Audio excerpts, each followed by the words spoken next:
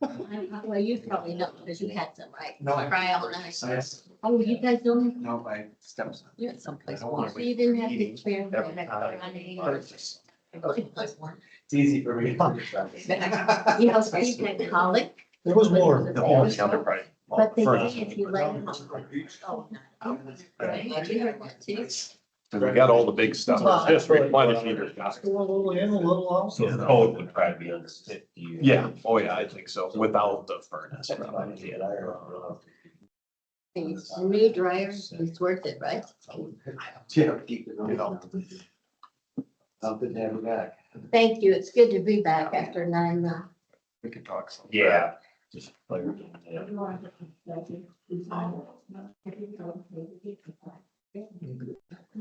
Cause I got air compressors, like 2,200. What's that? You know, welders 45, I think. That might help. Just 1,100. Yeah. You know, those are the big ones. Yeah. And I mean, anything under 5,000, really, I can just go buy it. Still.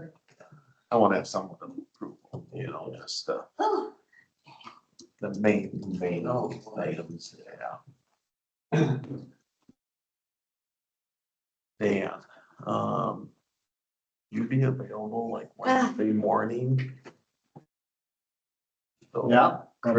Chris Oakers left, you know, go to Holt Engineering instead of AECom, our engineer.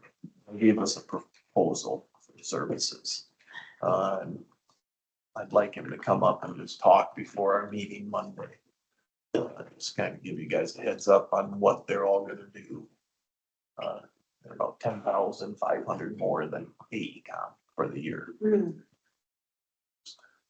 I think we'll get better service from them, just from talking to them this morning. Talking to AECom this morning, some of them. But if that would work, I'm gonna call Chris, today and see if Wednesday would work for him to come up and just go over it. Mark has it. And you're thinking Wednesday morning, Mhm. okay? That earlier is better. At noon, I have a county development tourism. Okay, and something that's 12:30 for you. So there's. So yeah, we can do it early. Hour hopefully is all it take, maybe half hour. Yeah. I'll let you know, and then I'll let Leon and Keith know too. They want to come up, just have the executive board here to go over things. And see what the agency wants to do. Prior to the Okay. meeting. Okay. Thank you. Yep, okay, thanks. Yep. Yeah, just let us know. Okay, I will. BJ. See ya. See ya. Yep. Oh, no. Oh, this is about the jail. Oh, in jail too. So the State Department of Corrections just giving us a rundown and then a summary on the end, so I'll read that after a while. Yeah.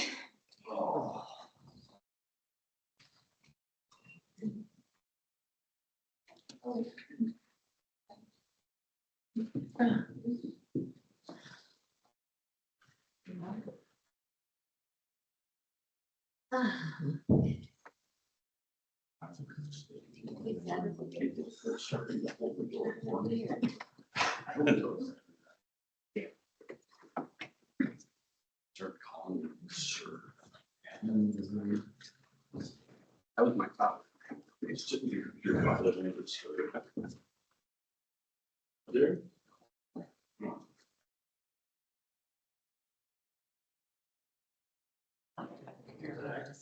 Facebook. Was it? Best to call them, sure.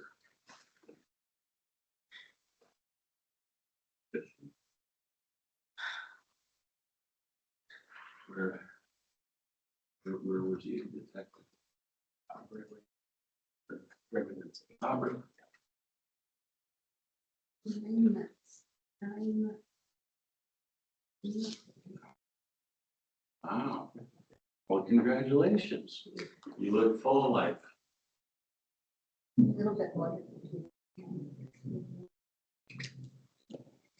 I can hold. Well, good for you. You had a feeling that. 10 months ago. Pretty good, yeah. Prove it. Well, it might not have been a full beard.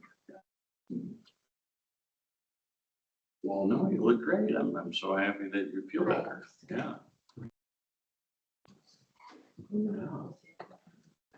Yeah. I was, I'm glad that you're here. I was gonna ask Steve if he had buried you in the garden or something. I'm busy in the garden, that's for sure. And weeding and fertilizing and planting. What's Steve having to do with planting? Yeah. I can't do that. Family don't- Hmm. I can't Yeah. try to do it. Oh. I wouldn't do that myself.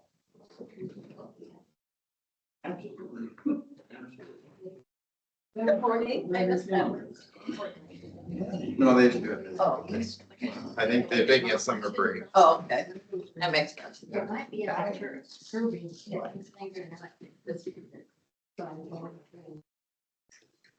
Well, I've put on.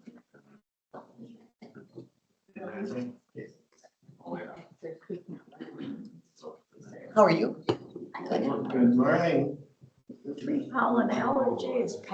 Oh, it was. I was down and out. Yeah, it was bad this year. That when we need to. That's the mobile report, so you can look at it. Okay, give me that. That's fine. Yeah, I know. We went out to Barnes one night and met friends and just from the car, the front door, we all had like grit in our teeth. We could hardly see.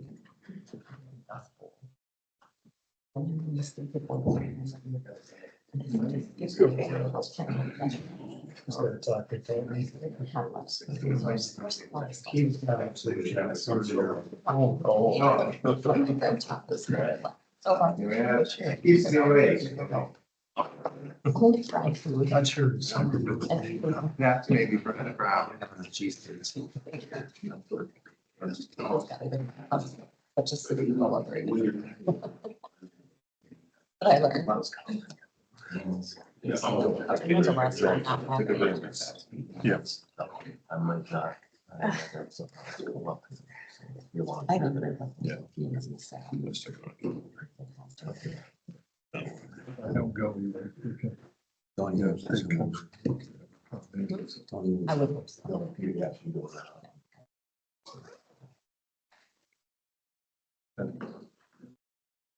I don't think. You know. It's not a good permit. One of these two. Okay.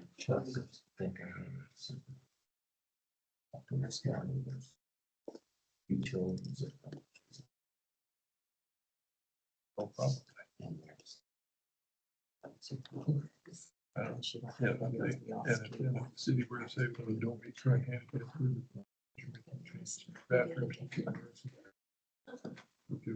But because you said that panels down.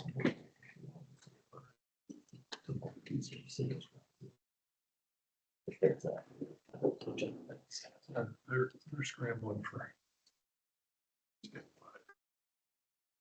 Well, it's 9:30, although it's so, we stand for the pledge.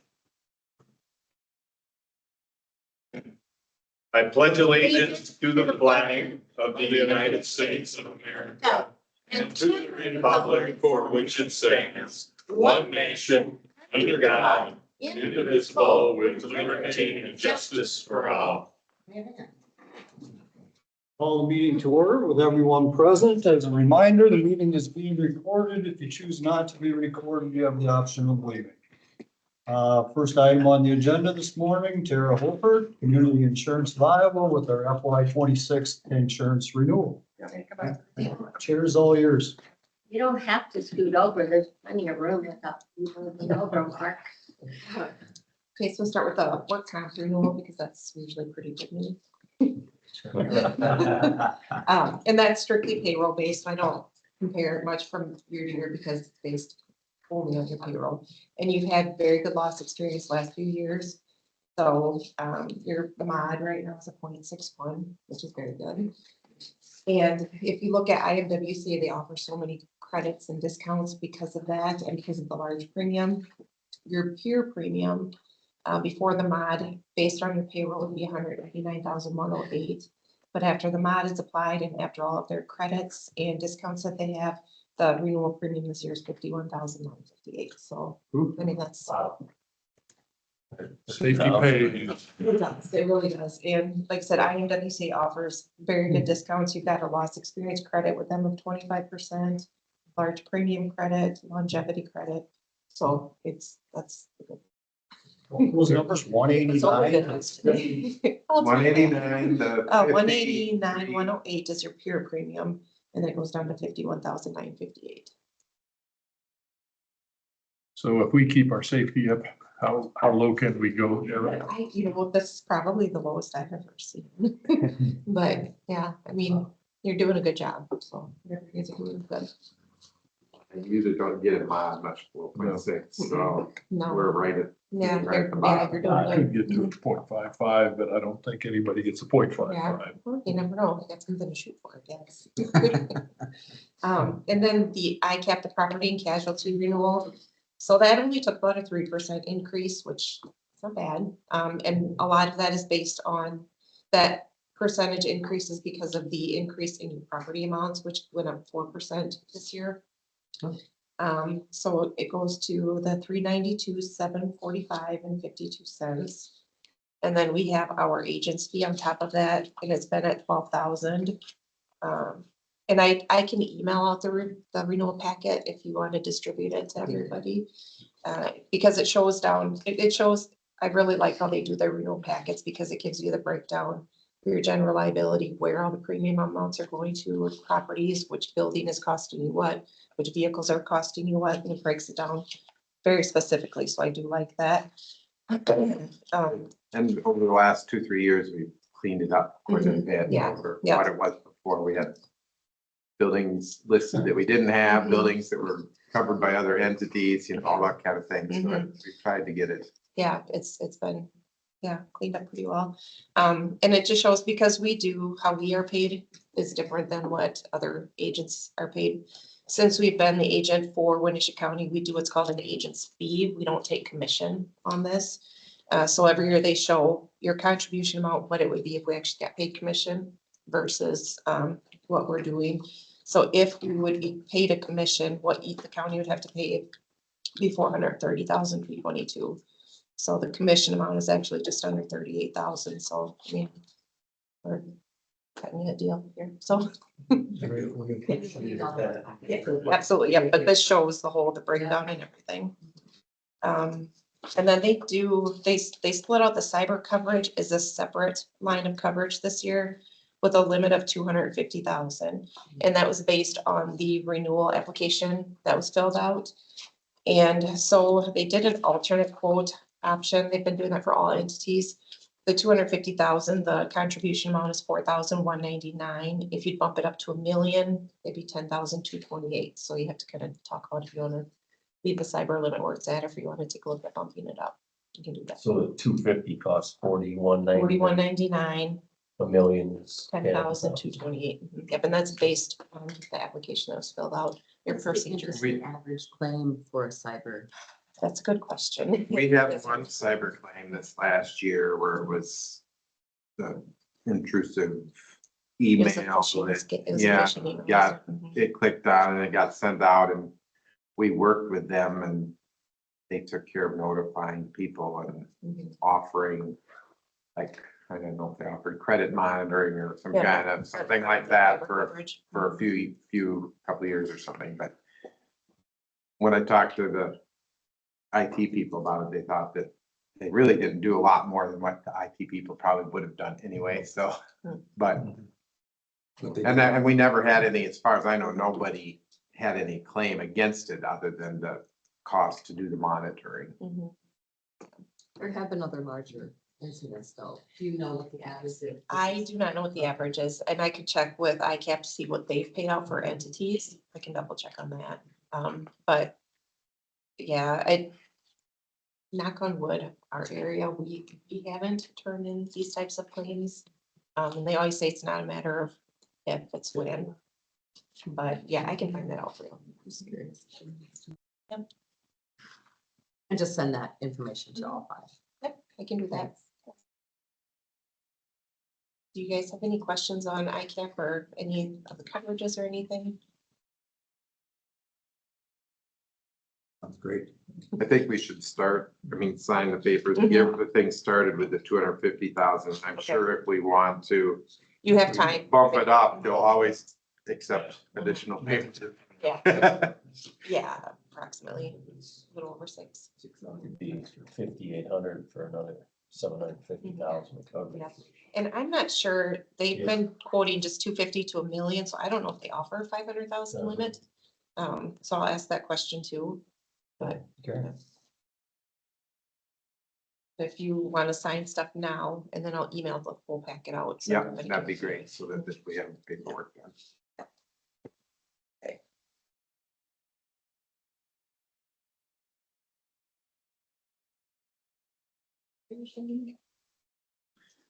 And then the liability limit too, right now the county has 2 million for general liability plus an additional 4 million for excess, so you've got a total of 6 million. Should be adequate. Yeah, again, with liability, you never know if you have enough until a loss happens. Unfortunately.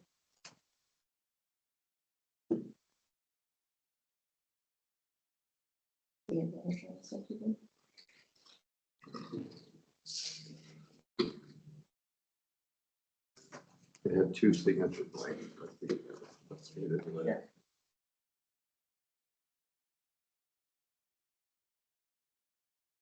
And we really do appreciate that information. Yeah. That's just what we've been doing through the years, and it's actually saved the county quite a bit of money, so. Yeah, Yeah. 25,000 a year, which makes sense, so.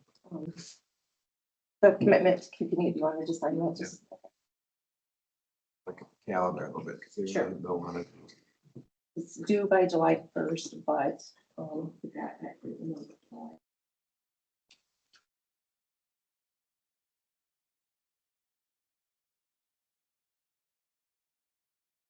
But it'll come in a lot of papers in there, but like I said, I do like how they do the breakouts, those will be the last several pages. Yeah.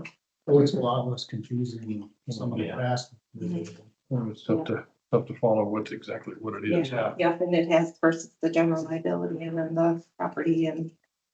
And you can look at, because a lot of people say, well, should we insure this $5,000 shelter? Well, it might only cost you $12 for the year, so, I mean, it's not gonna. And that's more so for catastrophic losses, Yeah. tornadoes. Nope, that's good. And then I'll leave Copies of the bill. Yep. this with you, and then I can also leave, the work comp renewal, but I'll send that in the attachment. Thank you.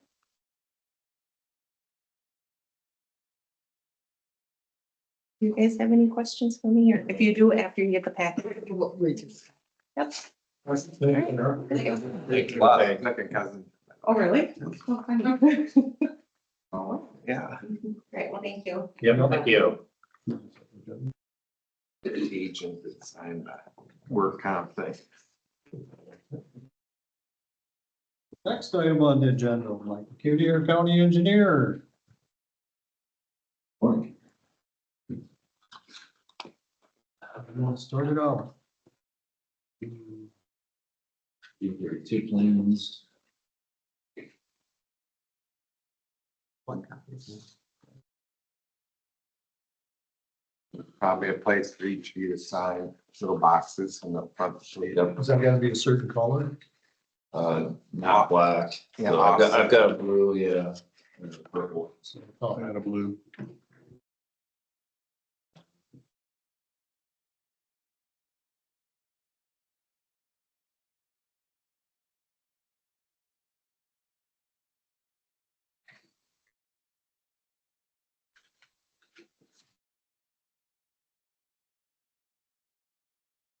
Mhm.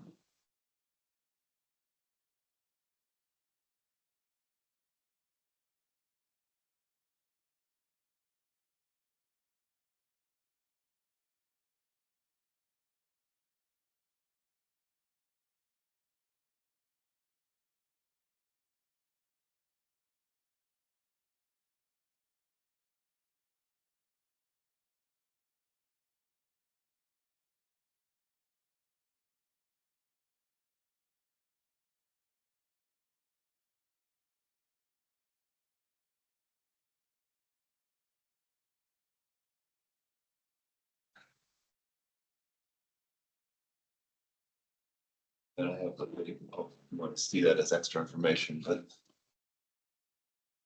this is what will be let, so. So we need a motion to accept the B32 Otta Seal project. Motion to, I don't think you normally have done motions to do sign the plans, but it's not gonna hurt, so it could be something. I'll motion to approve the plans for B32 Otta Seal. Second. We have a motion and a second for the B32 Otta Seal project. Is there any further discussion? None, all those in favor say aye. Aye. Those opposed, same sign. Motion carries unanimously.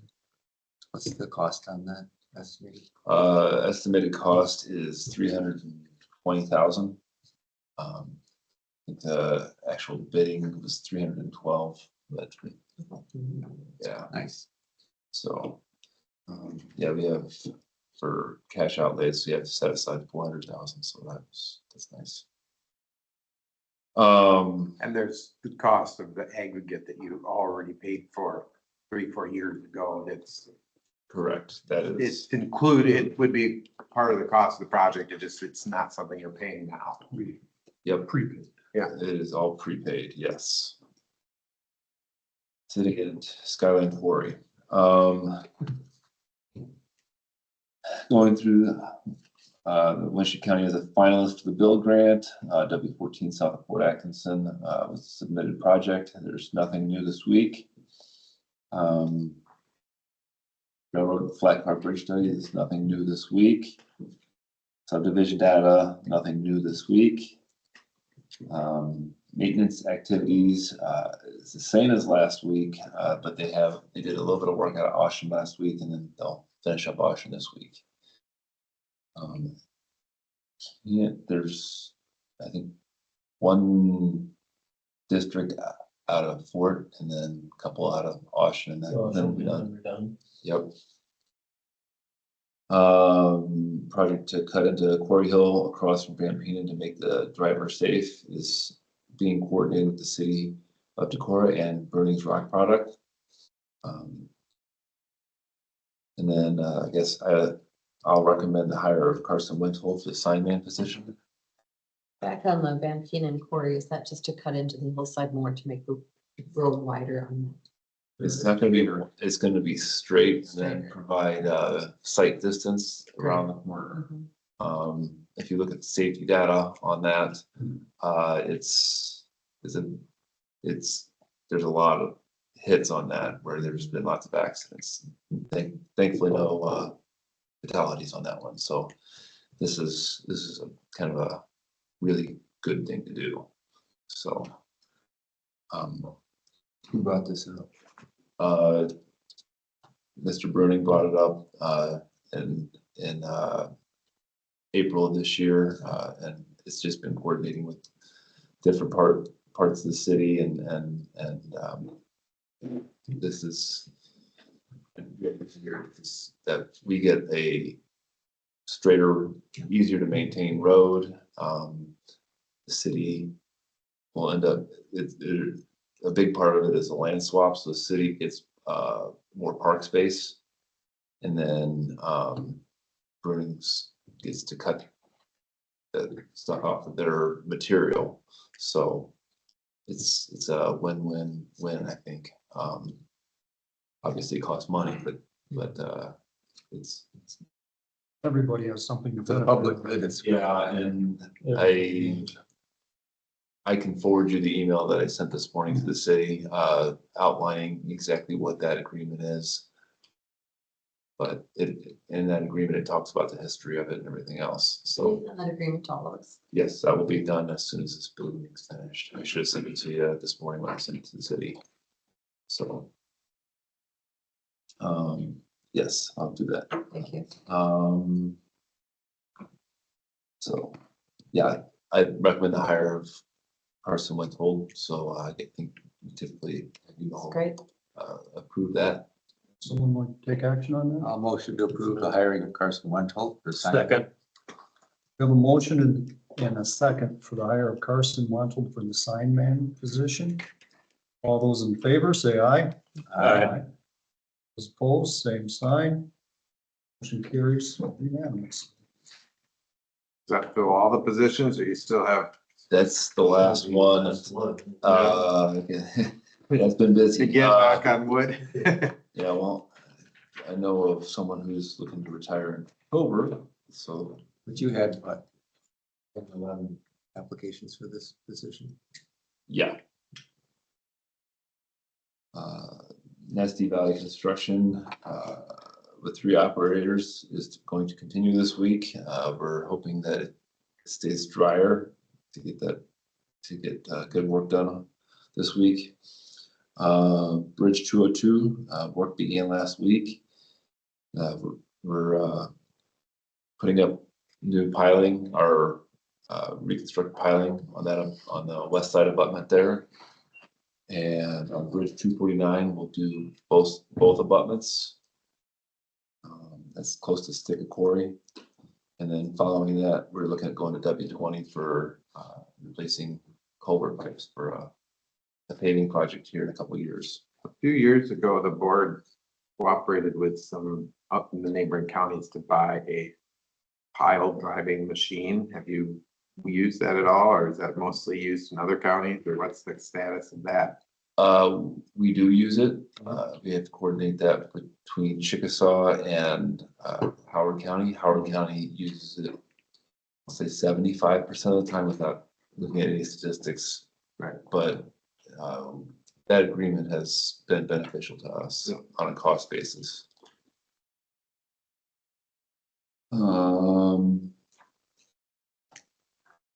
Met with Denko on augmenting county ceiling of hard surface roads, Pole Line Road, and W40 contracts are being worked out. An estimate was sent in late last week on W40. That estimate is higher than expected. I don't know if that will get done this year with that price. So How much higher was it percentage wise? well, it's actually the price is higher because they're putting more material in. So it's more than it's not on a per unit price. It's only a little bit higher, but it's not, and even the binder is the same price. So it's Just more needs to be done than first. it's a nasty road. So it's kind of expected, but that just the total bill came in higher than expected. Well, at least this B32 or whatever came in less, so maybe you'll have a little extra. We were optimistic that Yeah, okay. it would come in about where it came in at. So it came in less than budgeted. Yep. How about that? Do you think putting it off a year is gonna be extremely detrimental because of water intrusion, or? I'd have to go look at the road again, just the quantities. I got it late last week and I haven't driven it. And I had review on all these other projects that are at the end of this report to do. And then other personnel things that came up at the end of last week. So I needed to go look at that, and kind of. More about that next week. Yeah. To be continued. Yes. FEMA is the same as last week, just an update, that the Cat A, that's a problem with the federal government side of things, so, yeah. And then the summer interns are start this week. They came in this morning. They're working to get all the paperwork finished with the auditor's office.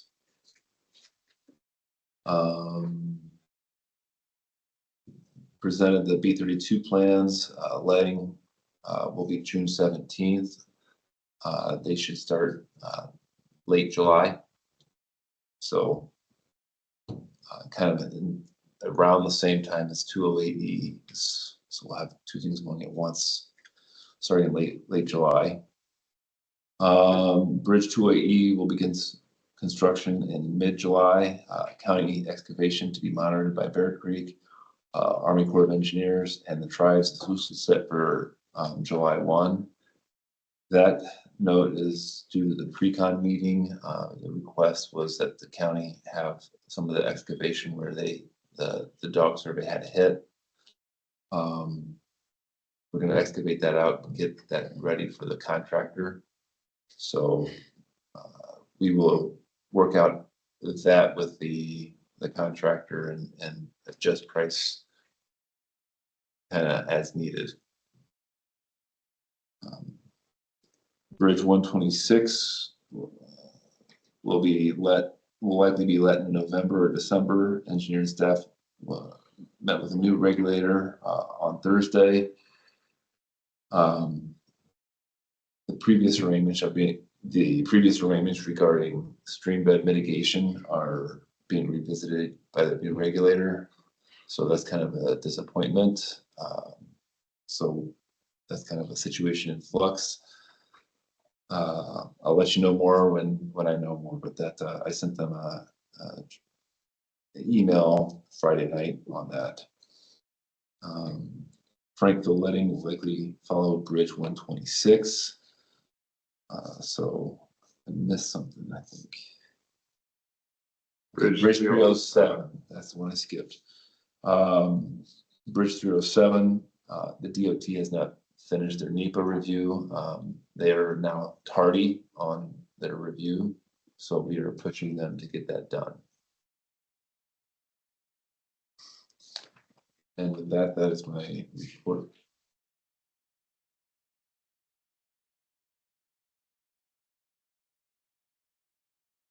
On the FEMA money, Mike, have we actually received any of that from that incident? On the Cat C, we received the 85% of that $106,000. And the category Z, they have to get the review done. They're behind. And that's, I understand that they're typically behind, but I think, this year more than most, they're behind. So.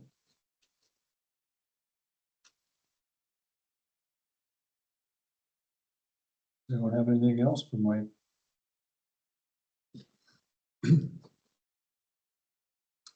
That's good. Questions? Thank you.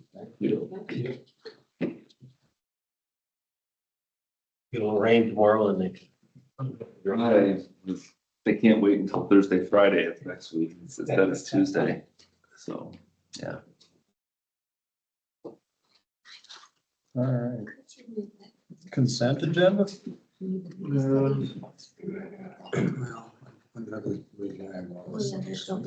just have the minutes, it looks like.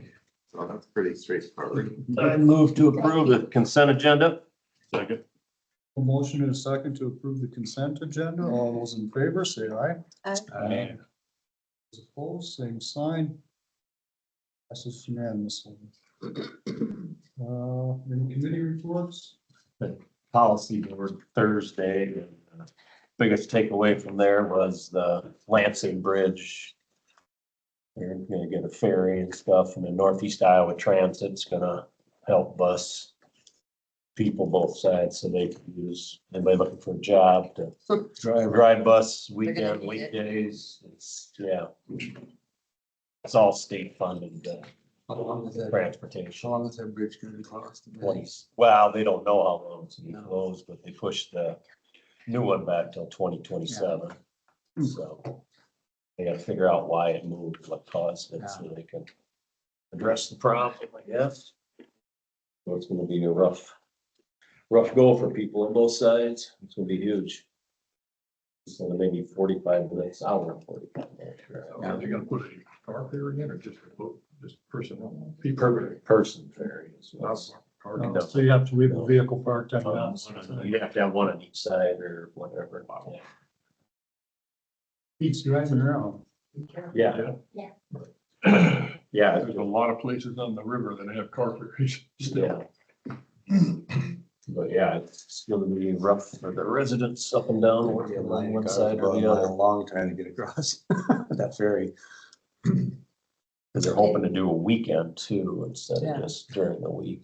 That's where they need extra drivers for Northeast Iowa Transit to help. So it's, You want to say that again so that everybody online can hear that too? So yeah, it's gonna be, yeah. they really Well, do. they agree they're brought the proposal up anyway to do weekend too, so. But need more anybody's- drivers. Yeah, they need more drivers is preferably in the Lansing area or something, so it's closer for them to, yeah. Because usually the other drivers are out of Decorah, and it takes to drive to Lansing to do that is long, but And it's not a CDL required No. position. I mean, it'd be great if you are, but anybody licensed. can jump in. Are they actually driving a bus?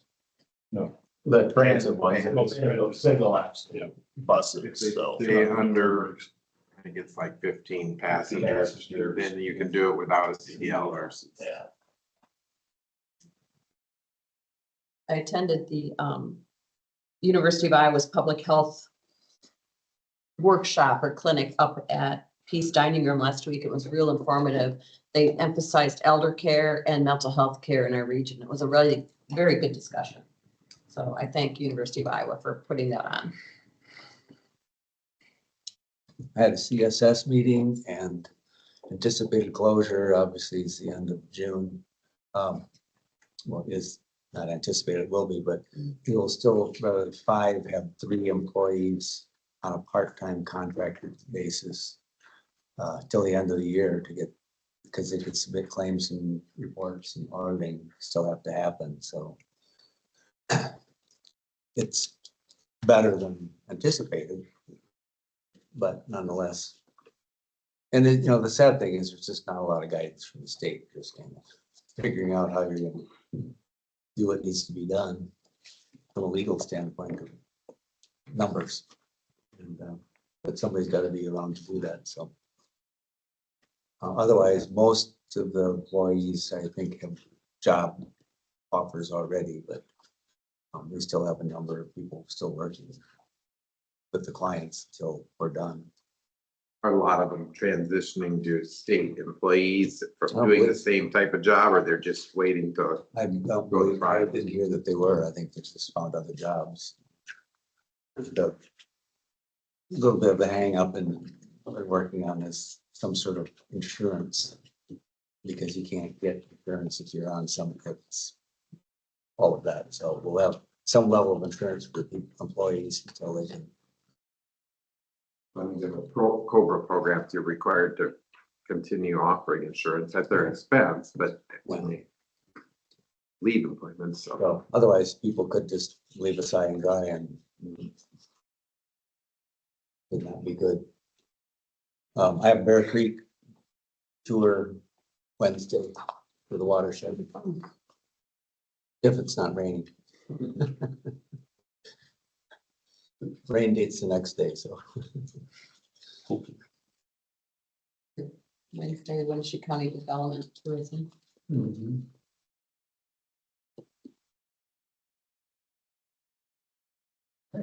Well, 10 o'clock, next item on the agenda is public hearing for the Adams rezoning request. Motion to open public hearing for the Adams rezoning. Second. Motion and a second to open the public hearing for the Adams rezoning request. All those in favor, say aye. Aye. Those opposed, same sign. This is unanimously. Public hearing is now open. What do you have, Tony? PSC held a public hearing a couple weeks back. They recommended approval, where is it, 5-1, 5-1 approval. Josh Adams is here if you have any questions for him. A1 to A2 for a ag-related business.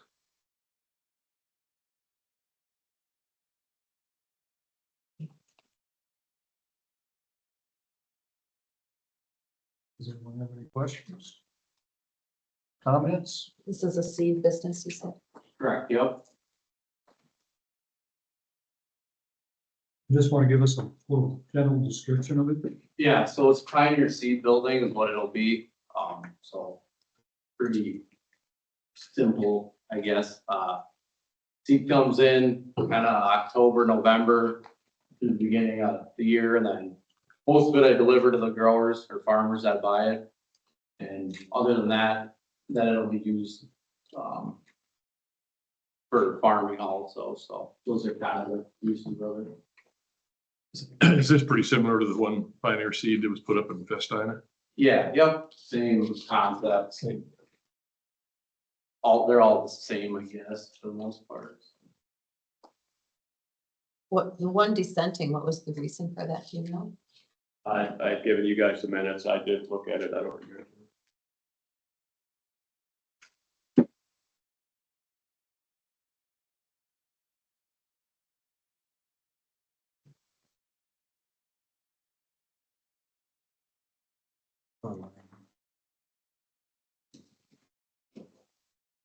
Is there anyone online with any questions or comments?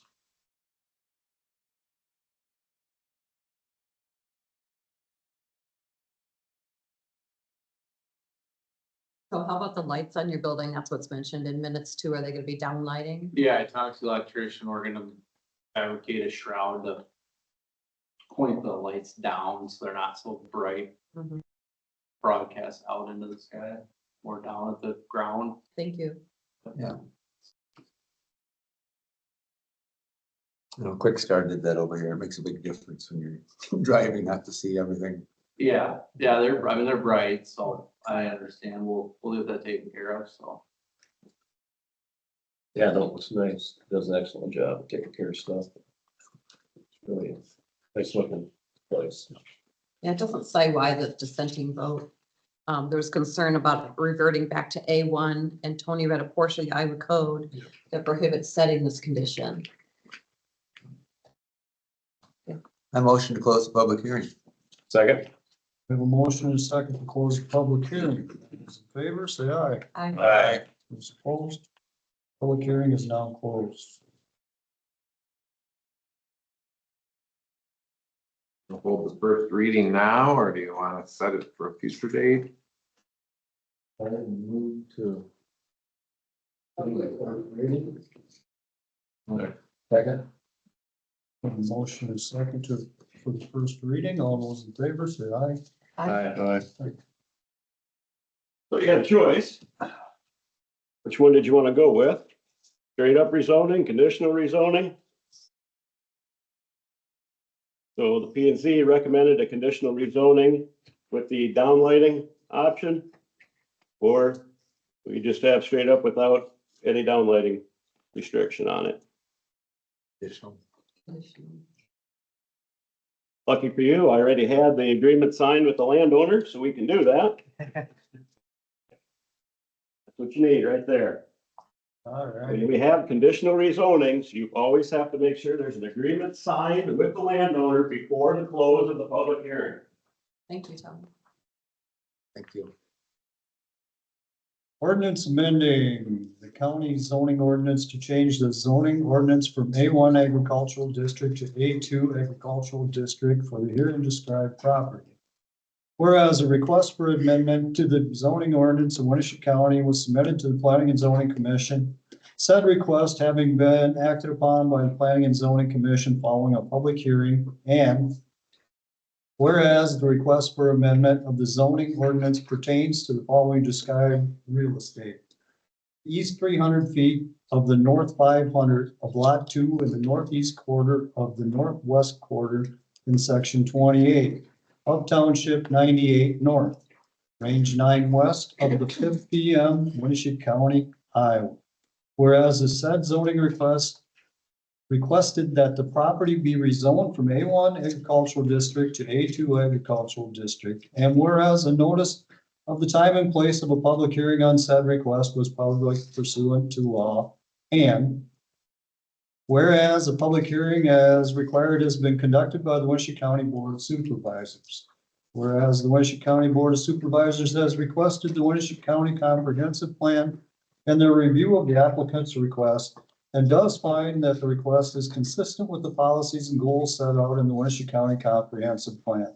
And now, therefore, be it resolved by the Winneshiek County Board of Supervisors that the zoning classification as to the following described real estate, the east 300 feet of the north 500 of lot 2 in northeast quarter of the northwest quarter in section 28 of township 98 north, range 9 west of the 5th PM, Winneshiek County, Iowa, is hereby changed from A1 agricultural district to A2 agricultural district. That the zoning map of Winneshiek County, Iowa be modified to reflect this change. External lighting must be directed downward. Repealer, all ordinances or parts of ordinances in conflict with the zoning ordinance or inconsistent with the provisions of this ordinance are hereby repealed to the extent necessary to give this ordinance full force and effect. Servability clause. Any section, part, or provision of this ordinance shall be adjudged invalid or unconstitutional. Such adjunction shall not affect the validity of the ordinance as a whole or any section, provision, or part thereof not adjudged invalid or unconstitutional. Effective date, the ordinance shall be in full force and effect after its passage and publication as provided by law.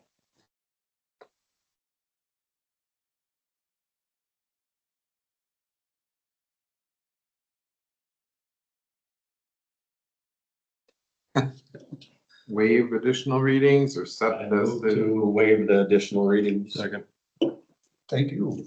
We have a motion to waive the second, third readings. All those in favor, say aye. Aye. Aye. Those opposed, same sign. Motion carried. This is unanimous. now you can take a motion to adopt. Action on I would that. move to approve the rezoning from Second. A1 to A2. I have a motion and a second to approve the rezoning request from Adams. And this is Roll call. roll It's call. ordinance, yeah. Mark? Aye. Shirley? Aye. Mark? Aye. Steve? Aye. I also pass it unanimously. I like 3 signatures, one on the ordinance, one on the map, and one on the zoning.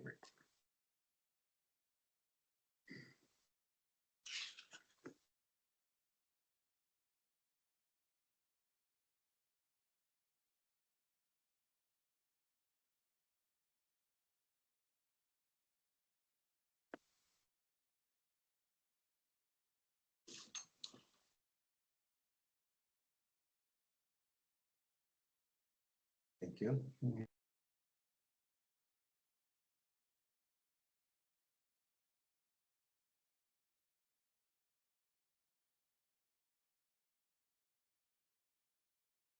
We got a couple minutes here. We got a letter from the State Department of Corrections. We're on their jail visit. And it says, overall, the Winneshiek County Jail is a secure facility with dedicated staff who provide safe, appropriate, and exceptional care to the inmates. The staff are again to be commended for their efforts. Nice. That's kind of nice to know. Yeah, it's always an interesting tour, that is. As long as it's just a tour. Was the Board of Health, correct? Yep. Yeah, it's do it once a year.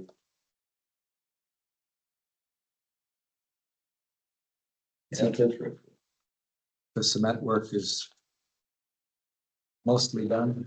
Yeah. Are they gonna be finishing We that? did all the work in the front, on all these sides around, the wall is up, there's a cap to go on it yet, and then that'll be, thought he may start back into demo out this part of it and go ahead and get the fill in, so that's gonna be sometime this week.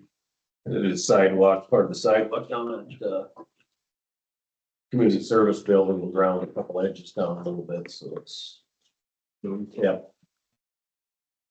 Got some work out on the north side, but you can wait, next budget or something, see what, Yeah, there's quite underneath where the, because here's where all the handicap accessibility was.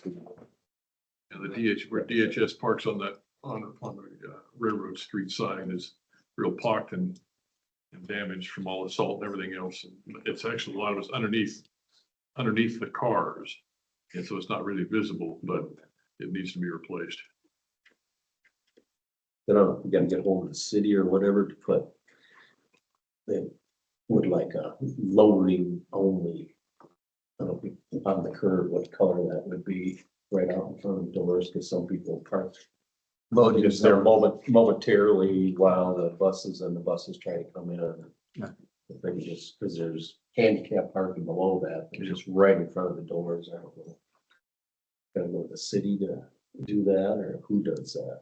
Probably. It's, Probably the city. that was one thing that was brought up by Spectrum, I think, loading zone or whatever color that. Our sign down there, did you get my email at all? Is that something we want to look into doing? I'd be willing to I would- do it. I would suggest that we, if we did anything, we just fill it with white landscape rocks. How about knowing. I'd rather have dandelions than white landscape rocks in there. Except for the decor deer herd, just like they do with everything on the county. John told me that Friday night when he left here, there was a deer standing up on its hind legs, grabbing a maple limb and pulling it down, and then munch. You know, I mean, I think that my two suggestions would be landscape rock or Thornton's deer feed. We're talking about, there's a new community sign, community building services sign down here. And right now, everything under it it looks like thistle to me, more than damage, a lot of thistles. It just, And that if we could just do some annuals in there each year, just to make it look nicer, we could put annuals in. it would last for a little while. Well, there's annuals Marigolds, all over they won't eat town. marigolds. They don't like marigolds, you're absolutely right. So- The worst tasting ones. You can get. Would the board approve putting marigolds in there rather than having thistle growing under it? If you volunteer, you got the idea, you got the job. Is there money for the marigolds? I'll volunteer to do it. Talk to John. John, I'm sure that John will, if you'll install them, I'm sure that John will approve it. Sure. Thank you. It might even be with some of the tenants and they would take it on as a project to maintain. Well, I think maybe Spectrum might gladly come in. Because they got a few tomato plants out back and some deals. Good project. They were gonna talk about putting them along the south wall, but I imagine that was deer, would have never did do that. Maybe they did it, and they took them out. And they got them in planters and that was. So I'll check with John first. Yeah, that'll be fine. The other thing I was thinking about is we talked about the architect was looking into the warranty on these shingles. And but have we followed up with the architect to see where they're at with that? Yes. I Does don't, Tony have any? Is Tony, I don't think we've had any follow-up recently, but Tony, you could, That's Tony Tony. can talk with. I don't want that to slip by. Yeah, nothing's transpired last. So maybe have Tony follow up with that. You know, at one point, the manufacturer wanted to make sure it wasn't storm damage. We had an inspection from the insurance company and they said it wasn't storm damage because of the way you described it. A manufacturer. Malfunction, so. Well, and we had a roofer up there who used a weather app that gives you wind, could show the courthouse, showed wind direction and the directions the storms came from, and none of it would have been damaged from hail or anything else during the whole period of time.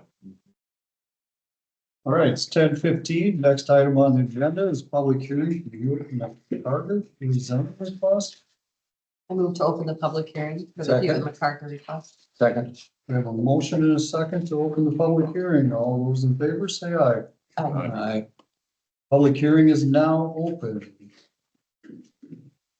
What do you have on this one, Tony? P and Z voted to approve this one, 6-0, I believe. Yep, 6-0. Straight rezoning, no conditions on it. We have one of the landowners here. You have any questions for you? Hannah, right? Hannah McCargar. Just want to give us a brief insight into what you why you're asking for the rezoning? Sure, yeah. So our friends, Adam and Licia have been renting in the neighborhood for a while and have proved to be really good neighbors and we're searching for a place to be and we had this little parcel we wanted to offer them, but the number of houses within the quarter section is already at its limit, so that's the request for the rezoning of that spot. And that does have a shared well and private septic then? It will have private septic, and yes, they'd be attaching to a well of the neighboring farm. And there'll be a driveway obviously back in there or? So the main part of the driveway already exists, and there's already an easement across it for the neighbors of the Hewitt Road to get across our land. So they would be adding a short section to get from the existing driveway to their building site. What type of farming will be done on that? We're looking at a variety of small ag enterprises. They have an interest in bees, which my sister right across the driveway and her husband already keep bees. And so there's some potential for collaboration there with them and sharing of equipment and storage space and things like that. And we're also interested in chestnuts, hazelnuts. And Licia is someone who's studied herbs quite a bit too, so she's looking at some.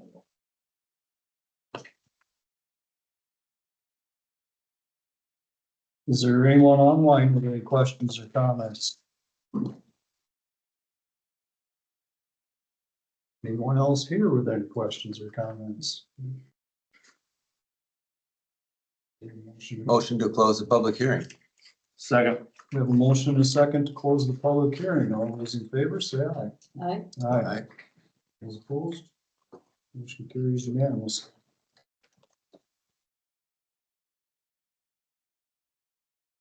This one looks pretty easy, 6-0 from the Kansas.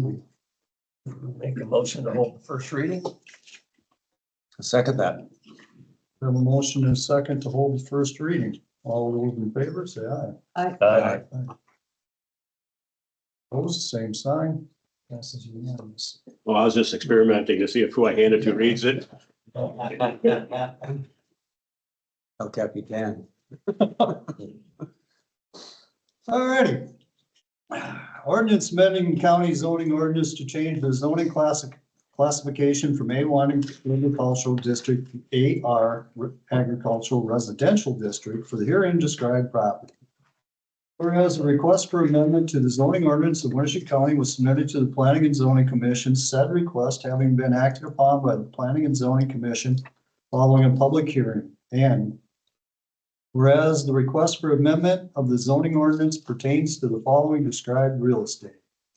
A southerly portion of lot 1 in northeast quarter of the southwest quarter of section 4 and a southeasterly portion of lot 2 in the northeast quarter of the southeast quarter in section 5, all in township 98 north, range 7 west of the 5th PM, Winneshiek County, Iowa. Whereas the said zoning requested that the property be rezoned from A1 agricultural district to AR agricultural residential district. And whereas a notice of the time and place of a public hearing was on said request was published pursuant to law. And whereas the public hearing as required was conducted by the Winneshiek County Board of Supervisors. Whereas the Winneshiek County Board of Supervisors has considered the Winneshiek County Comprehensive Plan in their review of the applicant's request and does find that the request is consistent with the policies and goals set out in the Winneshiek County Comprehensive Plan. And now therefore be it resolved by the Winneshiek County Board of Supervisors, one, that the zoning classification as to the following described real estate, a southerly portion of lot 1 in the northeast quarter of the southwest quarter of section 4, and a southeasterly portion of lot 2 in the northeast quarter of the southeast quarter in section 5, all in township 98 north, range 7 west of the 5th PM, Winneshiek County, Iowa. is hereby changed from A1 Agricultural District to AR Agricultural Residential District. That the zoning map of Winneshiek County, Iowa be modified to reflect this change. The repealer, all ordinances or parts of ordinances in conflict with this zoning ordinance or inconsistent with the provisions of this ordinance are hereby repealed to the extent necessary to give this ordinance full force and effect. Servability clause. In any section, part, or provision of this ordinance shall be adjudged invalid or unconstitutional. Such adjunction shall not affect the validity of the ordinance as a whole or any section, provision, or part thereof not adjudged invalid or unconstitutional. Effective date. The ordinance shall be in full force and effective after its passage and publication as provided by law. I move to waive the second and third readings. We have a motion and a second to waive the second and third reading. All those in favor, say aye. Aye. Opposed, same sign. Motion carries unanimously.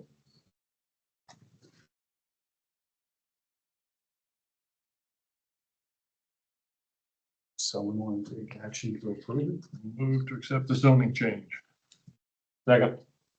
We have a motion and a second to approve the Hewitt McCargar rezoning request. Mark? Aye. Shirley? We're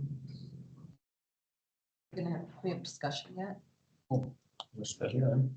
I just have a question, Tony. So,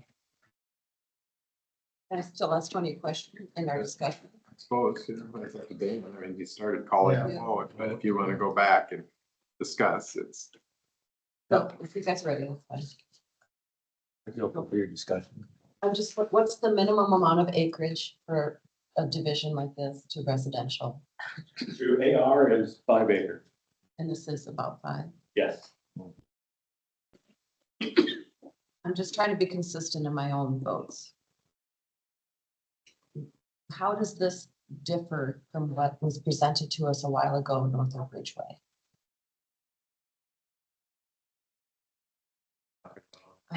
Digester? No, her name was Mel. She wanted to subdivide. Oh, da-da-da. So what's the difference here?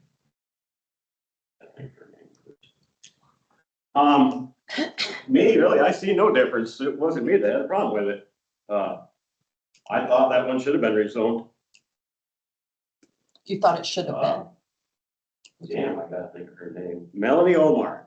There we go, Melanie Omar.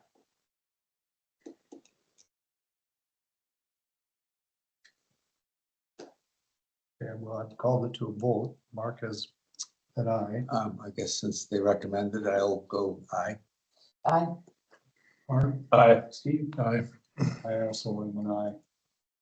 Passes unanimously.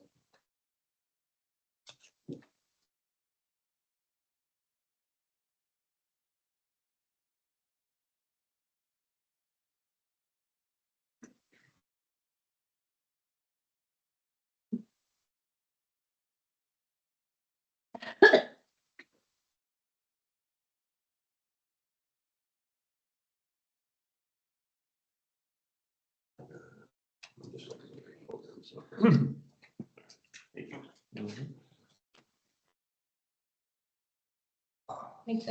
Thanks. No, no, it's okay. It's a good question. That was before my time. Yeah, But maybe I'm gonna ask about the one, that was different, that was a subdivision request versus a rezoning with. Yeah, it's up top of the hill. I was thinking the one south.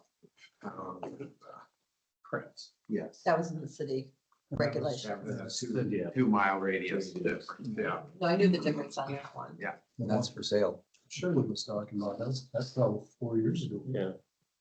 Yeah. That was two, Before my time. that was two paths. Mhm.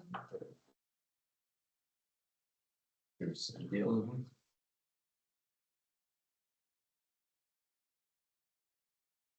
Else we want to talk about in 5 minutes?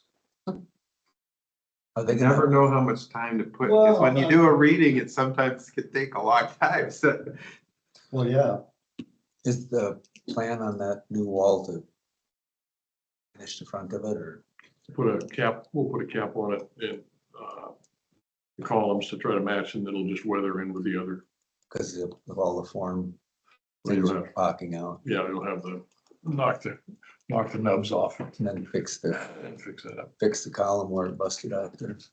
Then we will be, apparently, it looks like we'll be doing on the 5th and 6th, be redoing the floor on the 3rd floor. And then the 6th will be removing that courtroom ceiling for that the tile replacement, the grid replacements. And adding some T-bar. Yep. Who's doing that work? He had 3 bids. I'm not sure I don't remember who it is. so June 5th and 6th is 5th and when the 6th. floor gets done on the 3rd floor. Yeah, they'll be starting to, and we will have some upcoming work for replacing the carpet in the library section between the judge and the clerk and her clerk. That's coming up. And then we have one other office that needs to be repainted, the one that's way back in the corner that the magistrate judge uses. That needs some repaint carpet. Where did they install that meter down at the community service building, you know? I don't know where it is. I was down there today and I asked Chuck, he had no idea, he didn't know what going in. Well, they put one in because we had I remember when we saw that the app that would access it, we could see the beginnings of it. Lukey, let's check with Lukey. I'm sure that he would know. Trying to find it, so I'm sort of trying to keep track of it here, but I think we have to do it online. I don't know if there's any direct reading to it or. What is that, the electric Yeah. usage? yeah.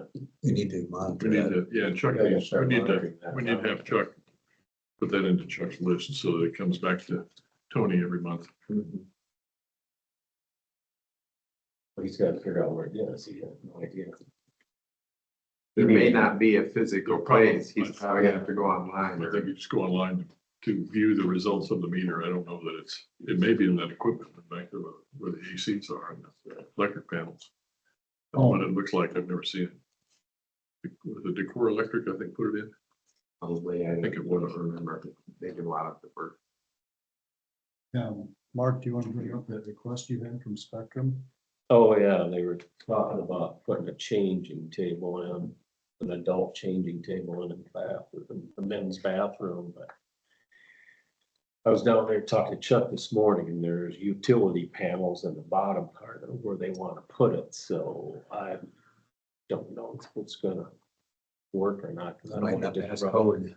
Yeah. Yeah, It's gotta- it could open up a whole mess. I think it's. It's I'm gotta not be- saying, a good I'm It's gotta not be able to hold 500 I'm pounds. not saying they don't need it. Need it, but yeah. There's I- code, you have to have so many feet.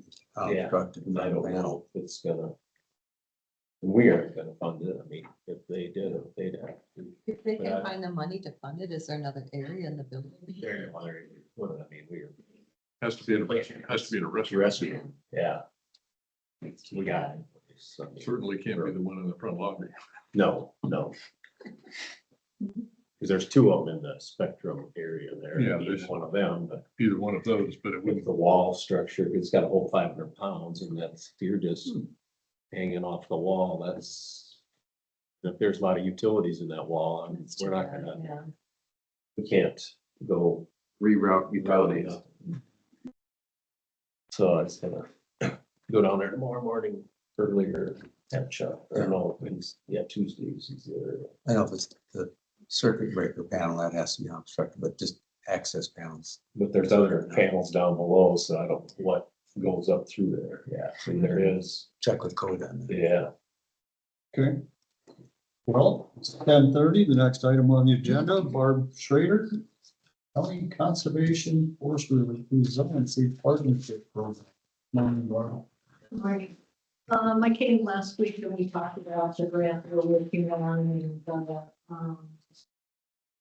the woodland that is proposed, the Freeport secondary road shop. And you had asked about cost estimates of once the grant obligations or work is done, what the maintenance costs would be for long-term for the county. So, this is just kind of an estimate, so it's, you know, until we really get into the, and walk around and know what all the issues are. If there's a lot of buckthorn, what we've run into is there's a seed source that just keeps reappearing. So it takes a while for us to get that. I don't know if you ever eliminate it, but at least, Buckthorn? yes, get it controlled, but, so I hopefully this answers those questions for you.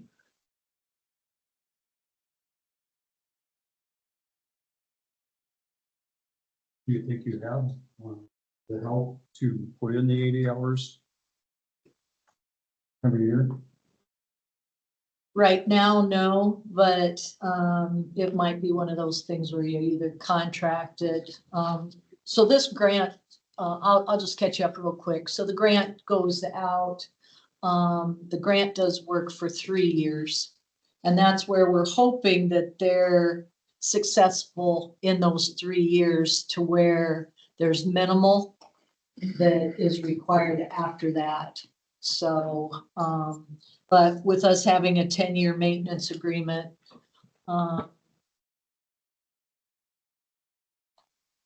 we're,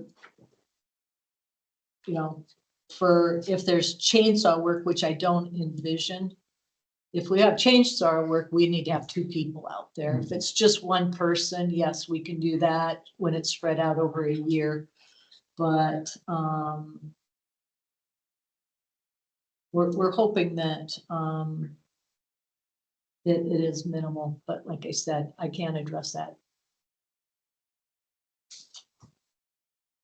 I guess that And you was. did verify, another question they had, you did verify that with appropriate agreement between the county and county conservation, you could, this would qualify. Right, if we entered into a 10-year management agreement, yes. That was one of the questions last week as Right. well. Yeah, otherwise the land had to be owned by conservation, correct? Right, but if we have a management agreement, which we would work with the county attorney on. We looked into maybe potentially logging it previous to doing this. Would that be acceptable? Did you check on that or? I was unable to get a hold of the forester, and if you start off with logging right away, that's, I don't know when Carl's Broughton was here. There was none done at that time. There's none done, but they No. looked into it. But do you remember how many years back? That's that was? been now 12 to 15 years ago. Okay. Yeah. But when he asked at that time, it was, you know, they wanted to come in and create and update the management, not just come in and look at it for logging. So, if I can, if we can, come to an agreement here, we can get the forester to come, and walk the property, then we'll be sure to ask him. Yeah. Yeah. But to start off, just saying, we want it logged. Yeah, It's- no, It's kind of, And I'm not advocating we need to Yeah. log it, but if there is a way to But if recoup there's some of the something money, there to that could be logged, you're better off for. do it now before, the- right, and then do the management Yeah, afterwards, correct? if we're gonna do it. So You could selective ask logging is you could not ask bad. Caleb to take a look at it. That's part of managing. You could ask Caleb to take a look at it on timber. I mean, that's what managing's all about, taking off the logs that are mature. Yep. Harvestable and. Because now would be the time to do the replanting. Yeah. Once the logging is done. So, Once you get the buckthorn out, then you can actually replant. Otherwise you're. yeah, so Do you have buckthorn over on the Nesty property? Not so much on Nesty, but the other dry run areas, they have old growth buckthorn. It's, and it's extensive problems. spreading trees. And so they're actually in those areas gonna go in with a forestry mower and eliminate, and then we've got 2 more years of, you know, managing it as it comes up. So, and in those areas, we may in the future look at using goats as just to run in goat through those areas. Goats prefer the shrubby vegetation over any grassland. So during that 3 years of DNR management, they would go ahead and remove that buckthorn and get those invasive species out during that period of time. That's the yeah, plan. everything that's in that management plan that's into that grant would be, as long as it's in the grant, that's the focus. So, and that DNR forester is writing those management plans. So. I think it sounds like a positive thing to do. That is also part of that whole watershed that comes down into Freeport, so I would presume. Well, doing nothing like what's been going on for so many years isn't the right way. No, so if we can improve that part of it too, by doing this, which I think it would help with. I think it's a positive move. Well, and as I said last time, back to the harvest, you do that timber stand improvement, you select what trees that you want to be that future crop and treat the forest and manage it for the, a nice straight log and it's a healthier forest in the long run, being able to do that. And right now, nothing's been out. As long as I've been here, there's been no management on that area. For the long game, it's a good move. It's my opinion. Does the county engineer have you discussed with him any involvement that's going to affect his operations out there in Freeport? Well, I don't know that they're in the woodland, so we're not going anywhere but the woodland. Does DNR ever do any control burn on forest to be able to clean the forest floor? Well, that would be part of the management plan and what he would determine. That's one of the tools and one of the options. Freeport water tank sits up there. So when you think of forest fires out west, No, we don't get that kind of fire here in Iowa. It's a slow. Yeah, but no, control burns just like on prairie or anything else is a beneficial natural thing to occur. Yeah, I guess as long as it doesn't disrupt if we did want to do logging. If they say we can't do it then. No, and actually this is part of it is, the Iowa DNR forestry tries to work with landowners so, they can have a sustainable woodland and one of those things is get it clean. So harvest. the whole program's set up by the DNR. Correct. Since Al McKee has considerably more forest than we do, I think. Have they used this program at all? Are you aware? This is the first time this has come out. Yeah. For counties. For county conservation boards. Yeah. It's been a private landowner thing in the past or something, so. Well, and they've always worked with us and worked on management plans, but to have a funding opportunity, that's the first time I've seen for county conservation boards. When do you have to know on this one? Well, the grant's due the first Friday of July, which is the 4th. And so. That's why she came back right away. Yes. Because it'll take some coordination between Barb and Andy to get the agreement written up and have that back on the agenda probably in a couple of weeks to approve the actual. The reason why I'm asking is sure it's brought it up to me, there's no action on the agenda on this. I think that if it doesn't say discuss, that's implied as part of the agenda. It's the way we've always done that. Okay, I'll make sure. Okay. Otherwise, we could have came up with an agreement that, yes, it looks like we will go forward and take action next week, but we're okay. I motion to approve Barb to proceed with this grant proposal. Second. We have a motion and a second for the Forest Resiliency Partnership Program. Is there any further discussion? So what was the match? 25,000, each pay 1250, It's, the minimum is 100,000 and it's 20%. 20%.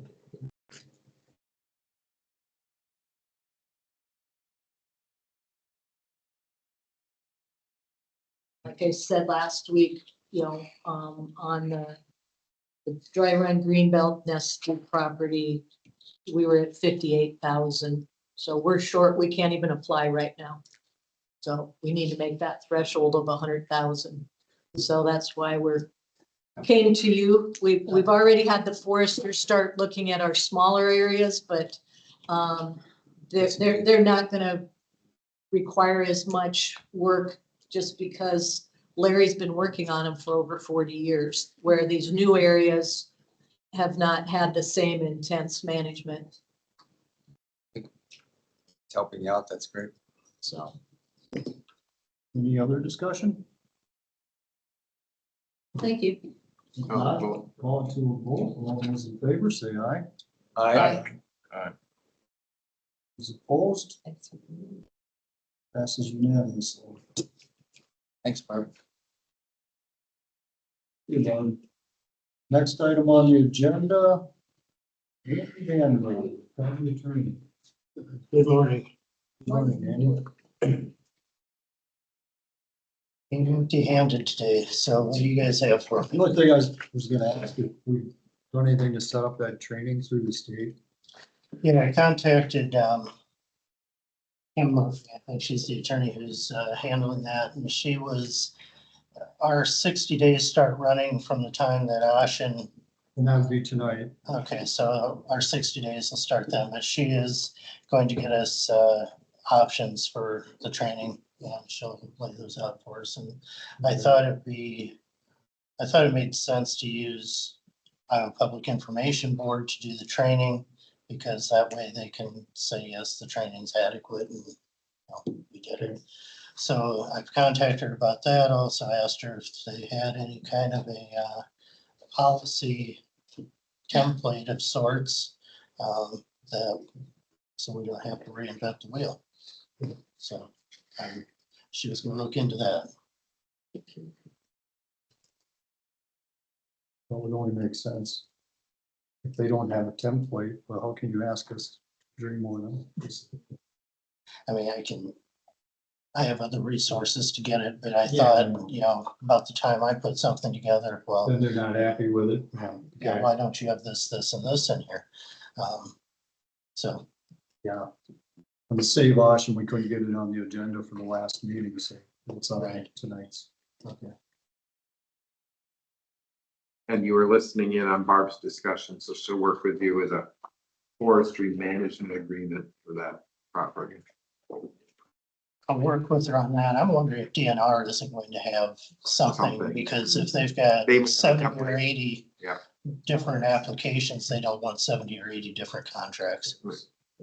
So, but I will work with Barb on that.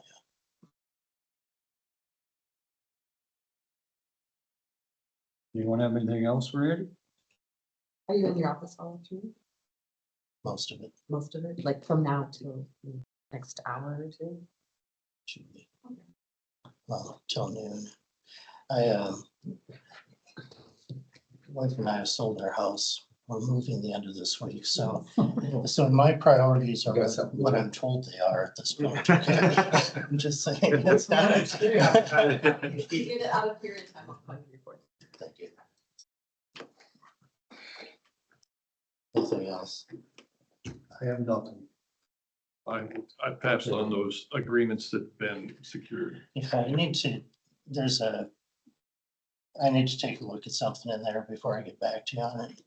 I mean, I think the agreements get signed by Board of Supervisors, but I don't think the agreements are negotiated by the Board of Supervisors. So that's what I want to be clear on before I respond. So I'll get back to you on that. What agreements are we talking about?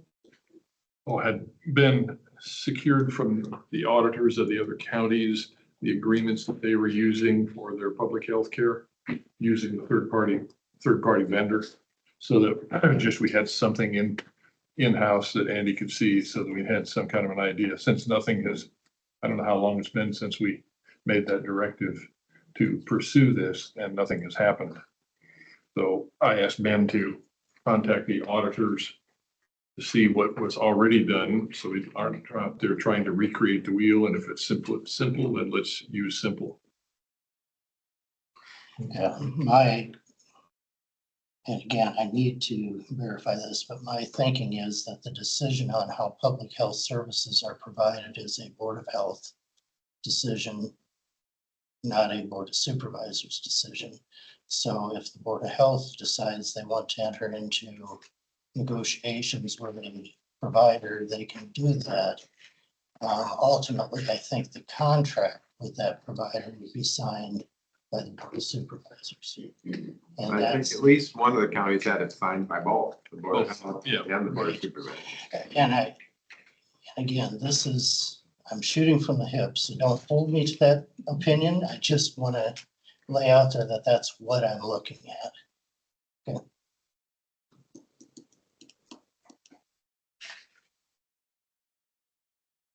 Anything else? Happy packing. Yeah, if anybody's got a free couple hours, I can. Mark's good at it. He was a game shot. Andy, wrestlers at Luther College. Yeah. Thank you. Thank you. Okay, look, Couple of it's free. You can turn it around now. Thank you.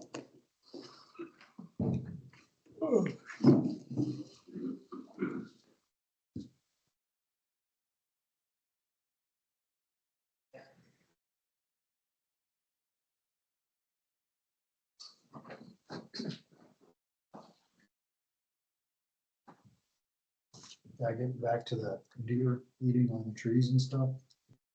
Well, when we got back on Saturday afternoon, my wife was less than impressed.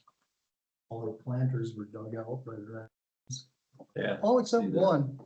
They're getting mine too. Oh, that didn't go very good. Chili powder. Cayenne. It's a little late now. Yeah. Oof. Between raccoons, possum, chipmunks, squirrels, rabbits, deer, raccoons. It's hard. It was. I was driving up Park Street, had gone through Phillips Park, running up over the top of the hill, and running across Park Street comes a fox. There's 3 dens of them up there. We have a fox too. I'm just shooting down through there. And then throw the badger in there, deciding to dig holes in You the got a lawn. badger too? Yeah, Oh, God. they make a real mess. Yeah. We don't have them. Oh, Can't get rid of your stupid gophers. Badger down a gopher hole. well, it's 10:50. We have a couple miscellaneous items this morning. First of which is the HIPAA program agreement with ISAC. Yeah, so we have a contract with ISAC to provide our HIPAA training for employees. And this is a renewal agreement, because we've been doing it now for a couple of years. So this requires a new contract. The cost is $1,750 a year as a renewal, which is a little less than it was when we renewed. You need approval for the renewal. Yep. I would move to approve the renewal for HIPAA training for Winneshiek County through ISAC. I'll second that. Have a motion and a second approval of the program agreement with ISAC. Is that a hiccup? Any further discussion? All those in favor, say aye. Aye. Aye. Those opposed, same sign. Passes unanimously.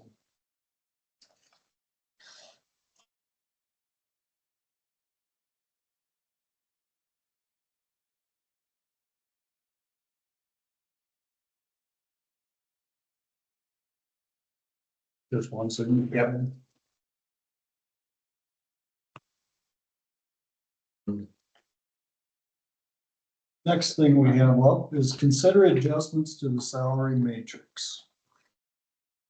So you should have had in your box a couple weeks ago, this chart Yep. of that one. That's what I'm gonna reference. Barb, but could I have another one? Yep. So you have, I don't think about that. Anybody else? Okay. So you had another one. You had a request from one specific, department head to consider an adjustment in the column of the pay matrix. And then you asked me to research if there's others this would affect. So I went back, and so this list has anybody who was on staff at the time of the adoption of our last time we implemented the pay matrix. At that time, you didn't, at the time of implementation, you moved people using their current salary, you put them in the new pay matrix, and then you bumped them up one column.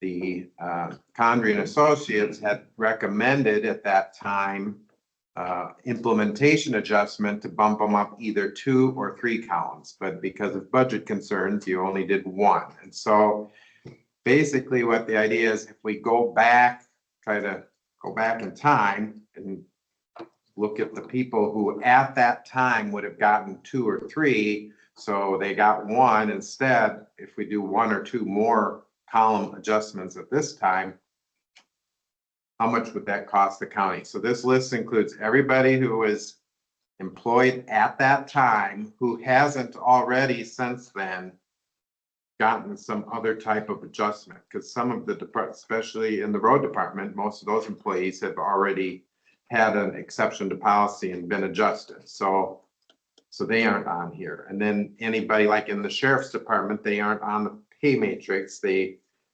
basically they get, most of their employees are on the union contract, and the couple that aren't are just the sheriff worked with you separately for those, and or they're part of the elected official in the thing. So this doesn't include any elected officials or percentage employees of elected officials. It doesn't include anybody on a union contract, and it doesn't include anybody who's been hired in the last 2 years.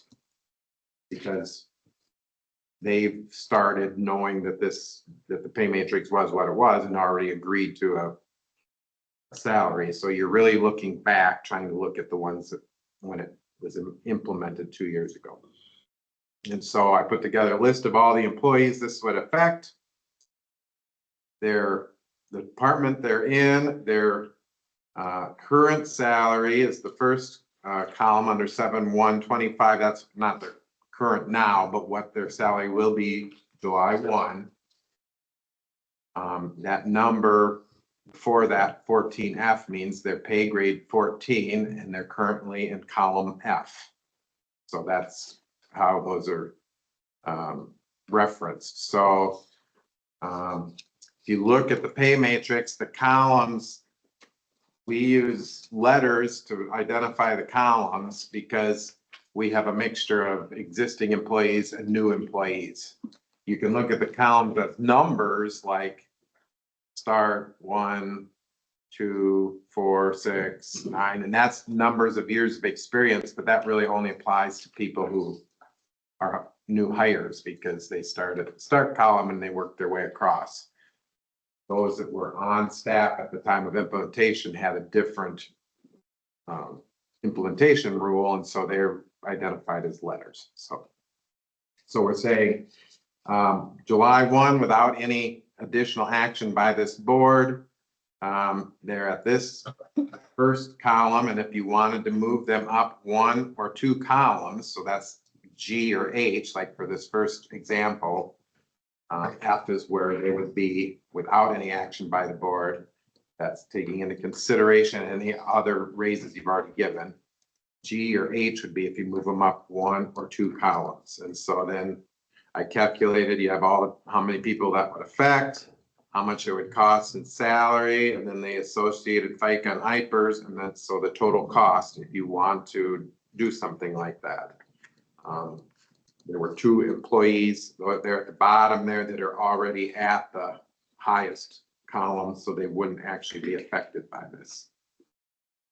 How many of the people listed up there are 35-hour employees? Well, there's one. It would be the 2 in the attorney's office, the 2 in the public health office. The Faith isn't a hourly employee, so that one doesn't matter.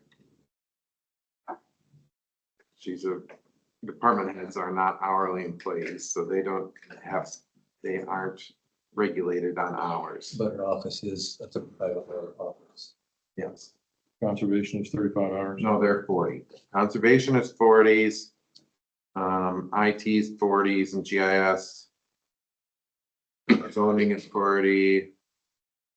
Rural waste and recycling are 40s. So it'd be those 2. There are 2 public health employees there. One is Krista, so she's a department head and not regulated by hours. And there are 2 in red. They're part-time people. So for ease of calculation, I just took their full salary, put it in here. They're actually not making that full amount. So if they work 20 hours a week, they would get half of what that column represents. Or if they may work 30 hours a week, they'd get 3/4 of what it says. But that's their part-time employees are not technically regulated by the matrix, but some of the departments use the matrix as a guide for their employees. So these 2 people happen to be on the matrix anyway, so. So those 2 part-time employees, are they receiving health insurance then too? Just health insurance is required for any employee that averages 30 or more hours a week in a year, and Katie does average that, so she gets health insurance. Lois does not average 30 or more hours a week, so she doesn't get health insurance. And that's different. Our employee handbook talks about part-time employees versus full-time employees. And so you have to work at least 35 hours a week to be a full-time employee, but that 30-hour a week rule is part of the Affordable Care Act regulations. So even if we don't consider them full-time, the federal government does if they work 30 hours a week, so they get insurance. We have to give them that benefit.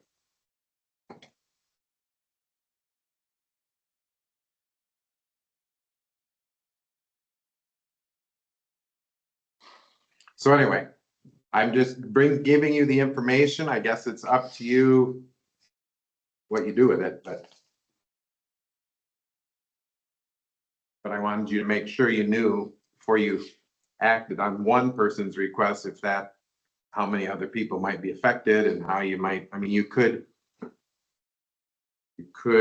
extrapolate this out if you want to do more than 2 columns. It's about 2.5% Per column. per column. It is 2.5% per column, but when you're moving multiple columns, you have the compounding included. So it's 2.5% for one column. And so then the next column is another 2.5%, but that's more than 5% from the first column. That's compounded. So We've got one person on the list in the room. Share one here. Yeah, everything, Tony? Well, I know that. So the first thing that I'd like to point out is a couple of weeks ago, I happened to be in the room when you talked about this, and I've been together this information. And it was kind of insinuated that what you're looking at is going to what Condry's recommendation was at the time and getting caught up now. That is not what Ben actually gave you.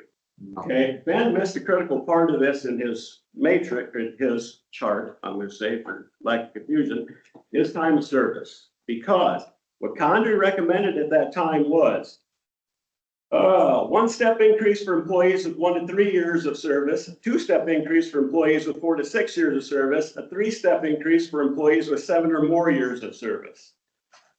So that there makes a difference. It was never a 1 bump, a 2 bump. It was supposed to be figured out by time of service to make it land into the new matrix. Personal opinion wise, looking at what we have here, moving almost everybody, one bump or two bumps, you are not accomplishing anything. You're throwing money at a problem. Okay? I just don't see that working out. I've got other things to say, but probably not in a public meeting.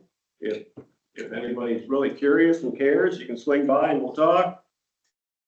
I'd like to hear it here. If you don't want to, that's. Okay. I think it's. I think that's supposed to be in closed session when you talk about employees' pay. I think in general, talking in general, I don't want to talk about. You any can specific- elect to have it in closed session.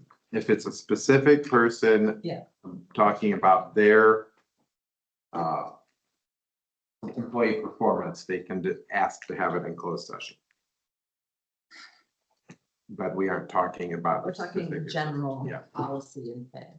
If you look up, it's public knowledge, you go online, you look up some of the department heads, we're way above. The state is where we are, Papa. I mean, there's nobody, yeah. I didn't include on this chart, Like, you can go and look and it's there. like Tony alluded to, I didn't include on here the current years of service, so I could go back and get that information. I think if you're looking at, was it 4 or the 3 categories were like 7 or more was the high one, right? Yes, it was 1 to 3, 4 to 6, 7 or more. 7 or more, and I would guess at least half of these, if not more, are 7 or more employees. How many? Probably, yeah. Only 2 of them have timed out, so to speak, 20 years. There's only 2 that have the max. So I mean, I'll just do a quick 1, 2, 3, 4, 5, 6, 7, 8, 9, 10, 11, 12. I'd say 12 or 13 of these are in the 7 or more anyway, and most of the rest are in the middle section. There's only a couple of these that are in the 1 to 3.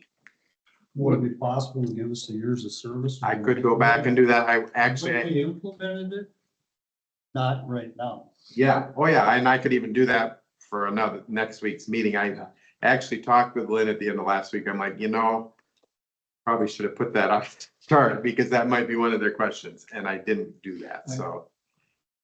But, I mean, you could, if you don't want to look at it as a who's winning and losing and want to take an action and say people who would have fallen in the 7 or more category get 2 bumps, and people who would have fallen in the middle category get 1, and those that were in the 1 to 3 category don't get an additional bump, then you could make that motion. I can tell you who it affects later. Then you aren't trying to, doesn't look like you're trying to look. They don't know the dollar amounts. But they don't know the dollar amounts, but it'll be less than giving everyone a 2.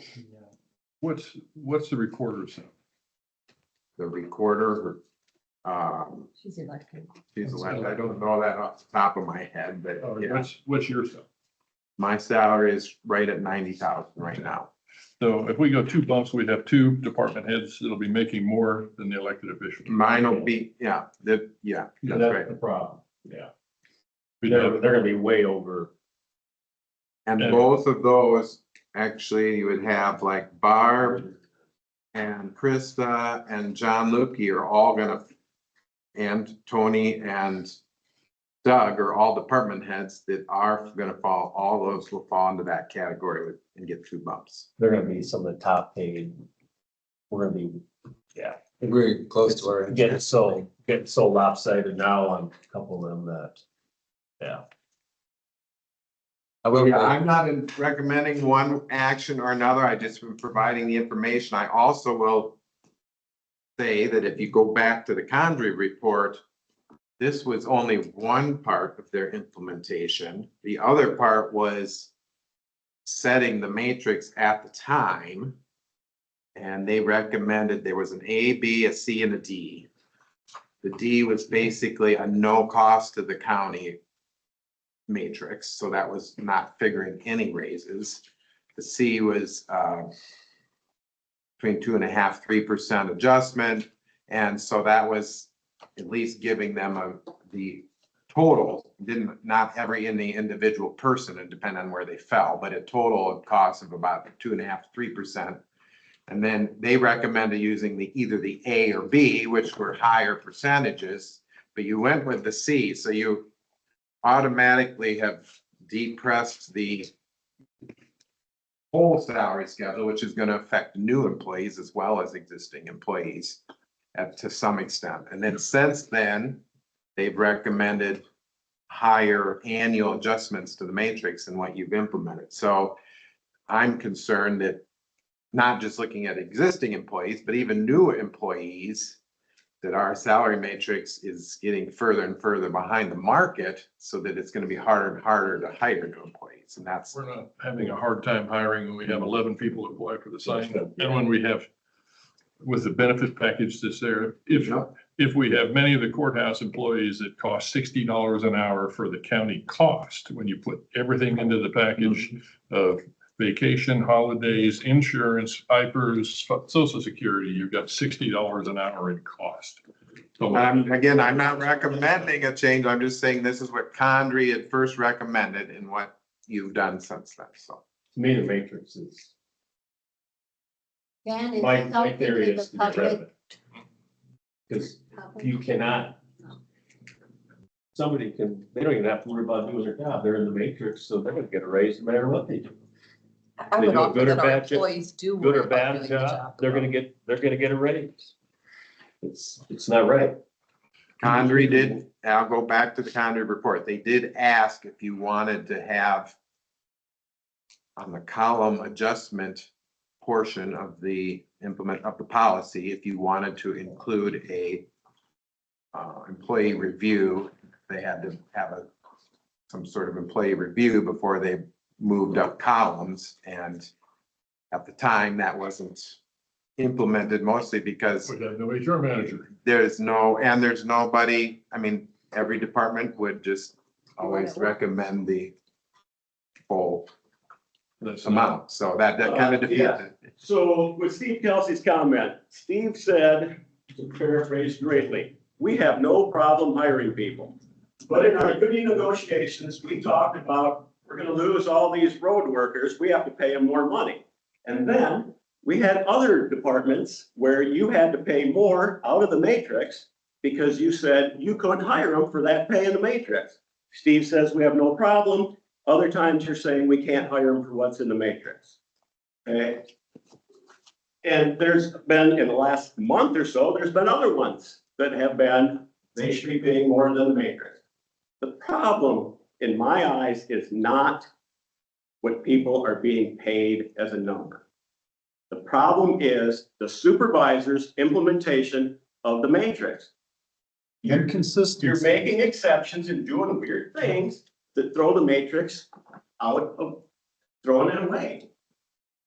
That's why I went and said, throwing money at this problem isn't the answer. You need to follow it.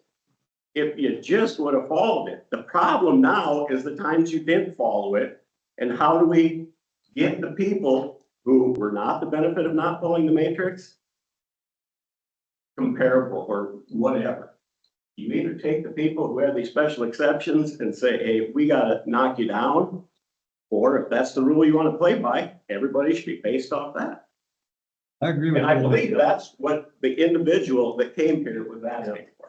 And I think that yes, I don't think we need to throw out the matrix, because then it's everybody coming and every department trying to get their department. I think that you need to get it in place and not make exceptions. That's where that's where yes, I completely agree.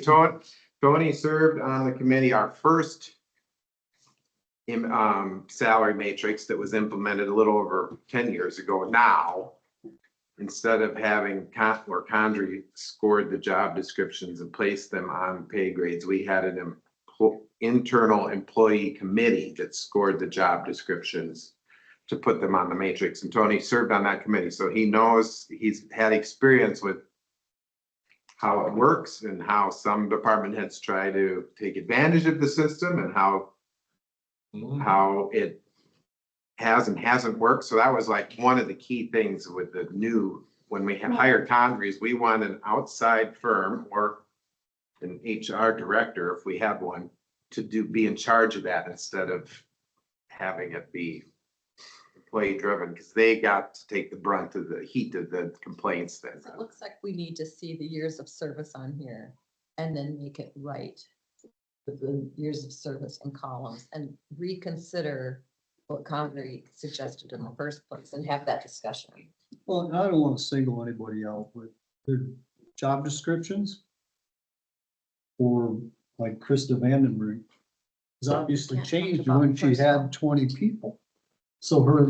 That's true. I mean, some of these have changed since then. That's what I'm not just picking one out, you know, that one I can pick right off the top, but are these job descriptions different than when it went to con?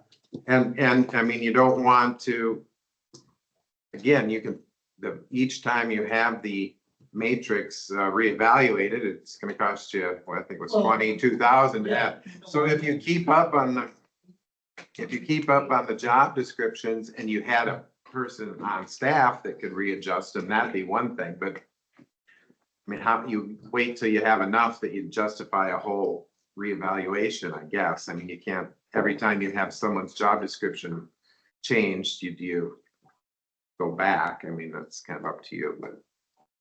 I'd like to suggest that through this discussion, we don't use individual names, just to cite them caution.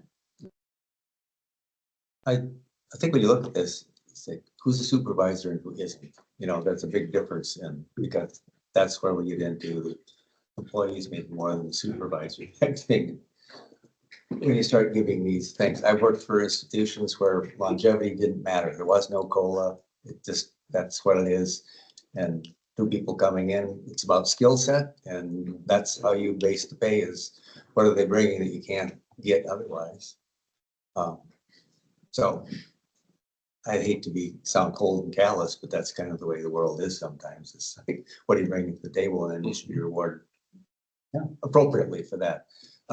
Really, all goes, no, but it all goes back to, we need to have an HR manager and we need to put reviews in place. And then I would say, let's go to a major overhaul. Yeah, we need an overhaul, and the same way with the paid leave type thing, you know, it's like we need to really look at that whole system, so. But when we did the first one, we were gonna open a can of worms. Here we are. That's why I quit voting for it after that. And I said in the original discussions, we should do Condrey's recommendation, or we're gonna end up regretting it. later. No, That no, catch up with us. we don't have to pay the full thing. We're hiring people. Connery lives in the East Coast, and we have to deal with Des Moines. And our funding is not. Yeah, and Condrey completely acknowledged that here's options, here's what we'd recommend, but we understand you will have a budget limit. And so that's why they gave you options C and D and that kind of thing. I will go back to that. I wasn't part of hiring Connery, but when you've got 35-hour-a-week employees and 40-hour-a-week employees, and then you've got deputies that are outside of the matrix who are basically doing what a lot of these other people are doing. It's just a messed up thing. Some of it's in our control and some of it's state control. But Well, and we got all this from Connery, our funding wasn't frozen like it is now either. So I sometimes think, well, if it's 35-hour-a-week employees, I mean, that's maybe should be viewed differently. Yeah. Not, and that's where we need somebody to come in and redo our whole HR system before we make any decisions, as far as I'm concerned. I'm all in favor of giving people a raise when they deserve it. But, like what we did it for the secondary road department, I thought that was a little over the top. 75,000 for 4 employees, come on. So I couldn't vote for that. Tony, do you have any idea what let's, since you're from in planning and zoning, if you look within the state of other planning and zoning directors that do, what do you do? Do you have any idea what the range of pay is in relationship to your job? Honestly, I never look it up. We can look it up through ISAC. Yeah, You, I don't- you can, the problem is that, I'll just say, I mean, we have a separate planning and zoning director. But if you get at least about, well, Howard County doesn't even have planning and zoning.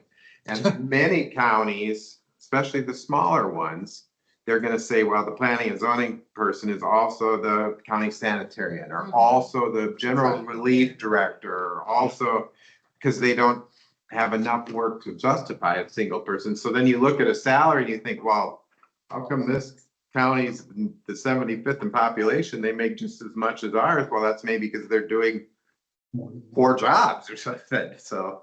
So you don't, it's hard to compare, I think is my point. If you look at those top, if you look at the ones that are our size and plus or minus 5 or 10, that might give you a better. You don't think Tony does as much as Polk County? Probably not, although Polk County, hardly any of the county is in the rural area, so they probably don't have a lot of rural planning and zoning, so. Now, if you compare Tony to the Des Moines, planning person, I mean, he's probably, it's in the city government, he probably doesn't even make half of what that person makes, but you know. Well, it'd be good to get the other information before we make any decisions. Numbers of employees, and do you want me to list it on this chart so you know who's actually gonna be affected, or do you want me to send you an email that says of these people, this many would have been in that 7+, this many would have been in the 4 to 7, and this would have been the ones that had started within the last 3 years who wouldn't get a bump. Yeah. And that might be enough information for you to make a decision rather than, or do you want to just know who's going to be affected and who's not? I No. want to know what information to provide you. Also, so these people were in their current job position when this was implemented. I was gonna say, they maybe were working for the county. And maybe were working for the county or in that office, but they weren't the supervisor or they weren't the. I mean, the only one that changed, I mean, Evan went from, he was, for a few months, he was at a higher level, but this is assuming that he, you know, you put him in at a higher level and then took him out. So he's back exactly where he would have been had he just stayed in that position, just in a different department. It's the same job, just in a different department. Could you work with Tony on that reissue of this sheet to make sure what you're getting at is also reflected on the sheet he provides to us? Would that make sense? Thank you. All right, we'll just put it on next week's agenda. Changing it, if you decide to add additional, we'll have every department that has a change will have to be amended in the budget, because the budget that you've adopted already includes the first column, but that's completely doable.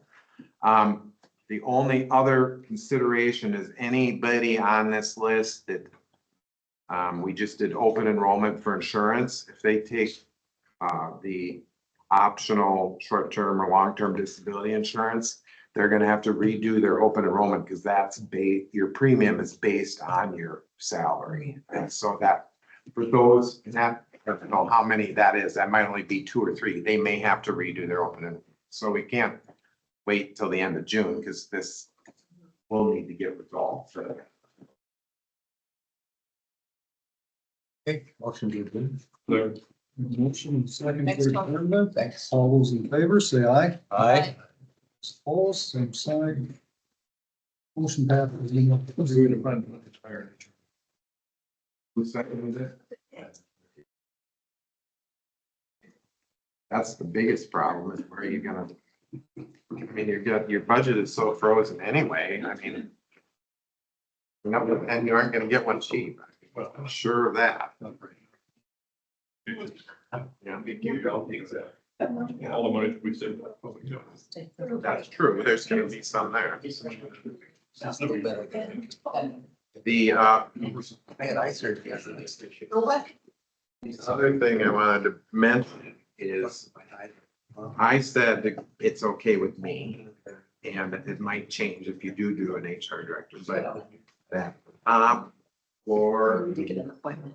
Northwest Overdue. office where, Hide. where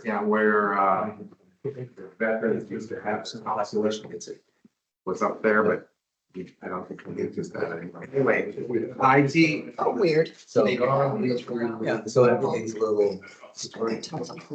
That works. I told John that if he wanted to spot them on when she's doing the recording, doesn't like to have people walking in on her. So that's why I told him she could use it. He goes up there, she goes there, use it.